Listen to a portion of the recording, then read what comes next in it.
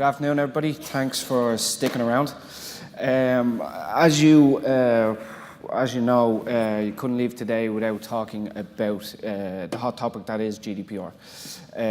Before I get into GDPR and boredom sets in, we want to let you know that GDPR isn't as complicated as everybody is making it out to be.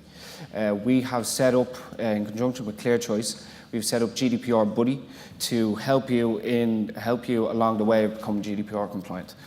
ClearChoice, as I said, teamed up with GDPR Buddy. I'm sure that everybody in the room has been approached by some firms with quotes for GDPR services. As you know, Paul Merriman has a company called Pax Financial Planning.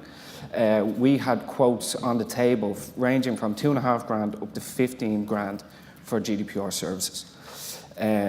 So you're going to see in a few minutes what you're required to do by law, but in my opinion, the three main problem areas for financial brokers are information audits, the policies and procedures that you need to have in place, and the training and awareness that your staff must take. So GDPR Buddy can perform on-site audits, implementation plans, put the policy and procedures in place, and on-site training. We also have a GDPR hub, which will house your, it's an online information audit. You can download your policies and procedures. You can then upload them and get your staff to go through the training and awareness program. That's for €50 per month. So we have brokerfied this for you. We've laid out the steps that you need to take. Just going back from Pax Financial Planning, we know what you need to do. GDPR, it's another headache that we want to take away from you.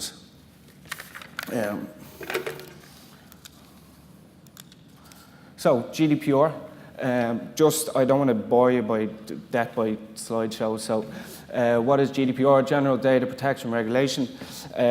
What it means is your clients, the data subjects, have more control over what you do and how you process their data. It applies to everybody, all EU citizens, and all companies that process EU citizens' data. What is personal data? So personal data, you have to look at this like you are in front of your client with a fact find. You ask them a question, what is their salary? You note it down, that's personal data. You have to fall under GDPR rules. The second slide shows, so this is the GDPR principles. There's 6 there. The main 2 that you need to worry about are the lawful basis why you process the data. So the first lawful basis that you are going to need to talk about is contractual obligations. So if you're going through an application form, you're going to collect health data. Your lawful basis is to process that data, that you need to note that health data for them to take out a health or life insurance contract. The second one is legitimate interest. So legitimate interest is it's in the interest of your client that you contact them if there's any updated features or products on the market. So if you take guaranteed insurability, you'll see it on the ClearChoice website, that if there's marriage, birth, or a mortgage, you can go back to your client and increase their life cover. So again, that's a legitimate interest for you to contact them and offer your advice. The second one is storage limitation. So in GDPR, the principle of storage limitation is if you don't need the data, get rid of it. But our CPC code supersedes the GDPR legislation, so we have to keep the data for a minimum of 6 years after the transaction. Even after that, it's good practice just to keep that data. You don't want a client coming to you looking for any data that you have deleted. So it's imperative that you keep the data. As I said, our CPC code supersedes the GDPR legislation. Top 10 tips. I'm not going to go through every single one of them. So the first one, look, as I said, only collect the data that you need. There's no good to have a rainy day fund of data. Second one, contractual obligations. That's your lawful basis for processing the data. Again, number 3, as I just mentioned.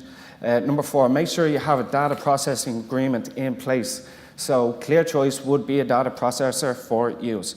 So that means that you should make sure that ClearChoice are GDPR compliant and processing your information and your client's information under GDPR rules. And if you like, everybody will get a privacy notice from ClearChoice stating our GDPR compliance. The 5th one, so GDPR, not just your clients, your employees are also data subjects. So you have to adopt this principle when you're talking about your employees as well. So you should really look into your employee contracts.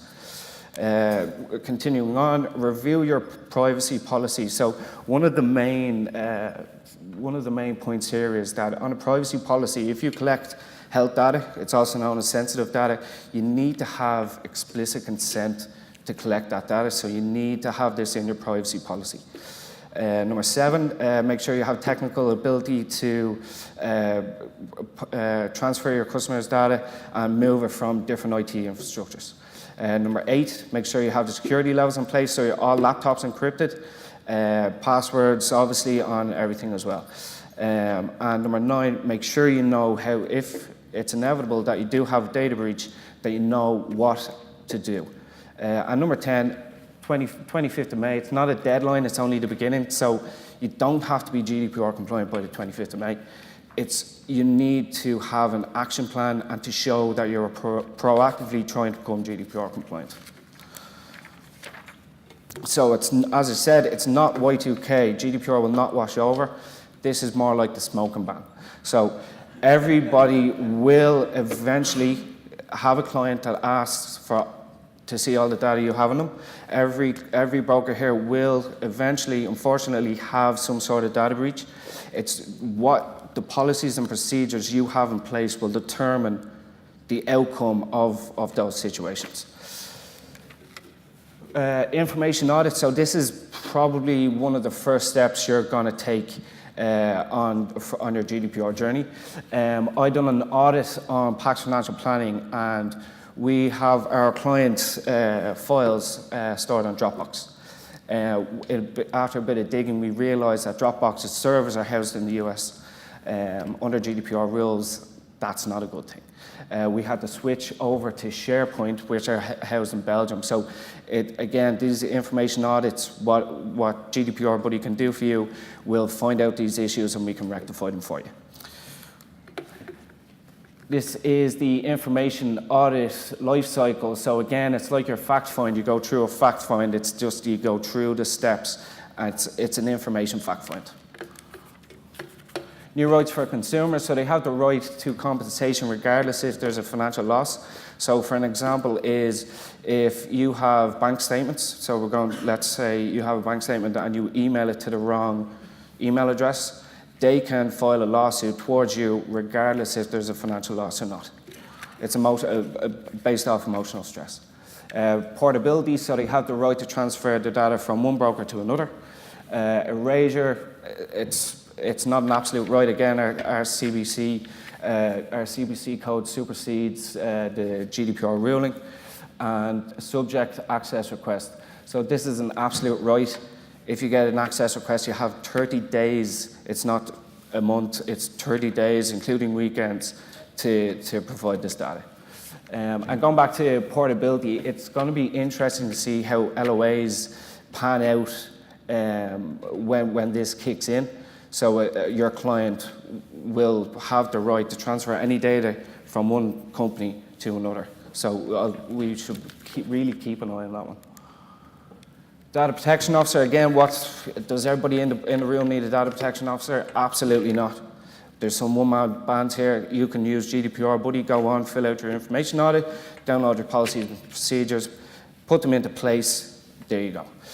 What does data protection officer do? If you want us to come in, you have information audits, we'll implement policy and procedures, train the staff, ongoing education, advisory and sounding board. So if there is any changes, you come to us, we'll tell you what to do. Ongoing monitoring of compliance issues, and your point of contact for the supervisory board. So if you do have any data breaches, if you do have a subject access request, you come to us and we will help you through it and talk to the Data Protection Commissioner. And that is it. Any questions?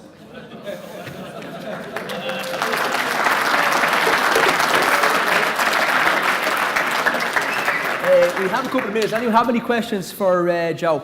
You can see him outside. If you one in the back there. Yeah, have you got a mic there, Paul?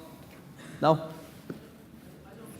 Don't need one, you're grand. Joe, is this just, I know you call it GDPR body, is this it, or is this, are you going to be doing this for all compliance now? It's GDPR at the minute. Yeah. The good thing about the system, though, is just to answer, you can upload any documents onto the GDPR buddy. So if, for argument's sake, you are a firm and you've got a few advisors, if you want to upload the CPC code, the Consumer Protection Code, and send it to your staff, make sure they've read it, you do it through this as well. So you can actually upload wherever you want. It's called GDPR. It actually was called Compliance Buddy, and then GDPR came in. The core of the work is GDPR, but you can upload any documents you want. So AML docs, anything like that, if you need your staff to go through it every 3 to 6 months, they log on, I agree, there you go. The other good thing, if anyone has any staff in the room, is that you need to have your health and safety notice read by all your staff, for argument's sake. So that could be housing as well, and you just tick the box, make sure it goes to the right staff, and you're sorted. So house everything really, but obviously the main thing at the moment is GDPR, which you can put your compliance docs on. Okay, yeah, good question. Hey, Joe, just quarterly newsletters, things like that, that are sent to customers. Do they need to opt into those again, or do they is it opt out, or that if it's just generic newsletters being sent out? Yeah, so they will need to. You should reconsent. So send out an email to all your database, and get them to reconsent and opt in. And it has to be explicit to why and what you're doing with the data. So if it's just for marketing, you need to nail down the wording. Okay, thanks, Joe. Oh, sorry, one more point. Sorry. Sorry, am I right in saying that you need a DPO if you are considered a large organisation? And if so, where do you draw the line? Like, how many employees do you become a large organisation? It's 250 employees. But, like, if you're a one-man band, if you want a DPO, you can have a DPO. He'll take everything away from the one-man band and do it himself. So it works both ways.